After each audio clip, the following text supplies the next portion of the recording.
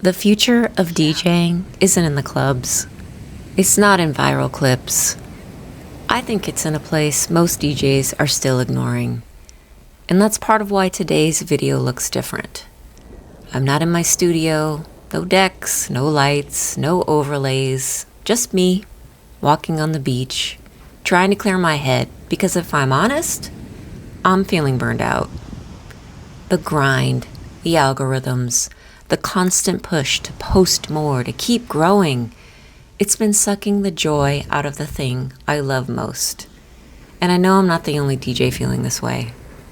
After one of my last videos, the one where I said being a great DJ isn't enough anymore, the comment section lit up.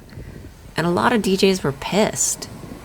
Some said the rise of the internet DJ was ruining the craft. Others said real DJs should stick to the clubs and leave the online stuff to the kids. And honestly, I get it. I've been watching this shift happen too. And sometimes it's messy. That's the way change is. At first glance, it seems that somewhere along the way, DJing stopped being about music and connection. And now it's post 3 times a day and be the brand and how many views can you get in the first 24 hours? And that grind? It's exhausting. I've seen many talented DJs, passionate DJs, just tap out.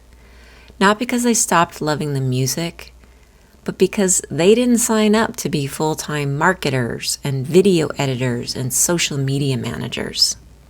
And the ones who have been rocking the crowds for decades, they didn't get into this to spend half their week editing reels and researching hashtags. They signed up to make people feel something, to make strangers dance together like old friends. But here's the thing.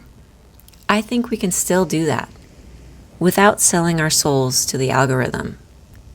I believe the future of DJing is in live streaming. And yeah, I know, technically Twitch and TikTok and YouTube, they're all social media.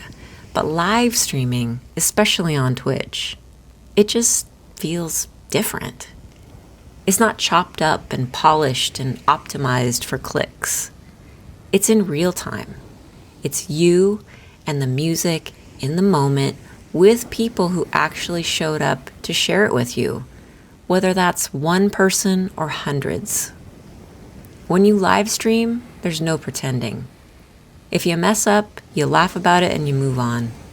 If someone in chat asks for a request, you play it right then. You tell stories, you shout out your regulars, you crack inside jokes that only your community gets. They're not just watching and listening to you, they're with you. And that connection, you can't fake it, you can't schedule it, and you can't buy it. In a digital world that's curated and filtered within an inch of its life, that raw live energy is rare. And people can feel it. And I think that's where the future of DJing is heading.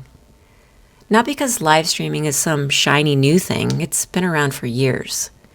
But because in a sea of perfect, polished content and boiler room sets and drone shots of DJing in some tropical paradise, real-time human connection is what people are craving. And here's the exciting part. Combining that with an in-person crowd at the same time, well, that's the best of both worlds. I think hybrid shows are going to explode within the next 2 years because they give you that physical, in-the-room energy and the global reach of a live stream. So if you've been avoiding streaming because you don't want to dance for the algorithm, or you think it's a fad, or you think you're too old to start, or it's too late, maybe it's time to see it differently. Not as content and not as marketing, but as a passport.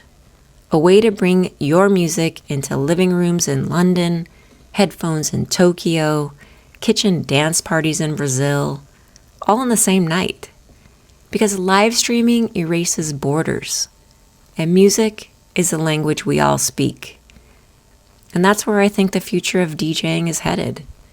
Bringing people together in the joy of music, both online and in real life. And if you want to learn more about live streaming your DJ sets, click the link in the description. I'll see you in the Twitch streets.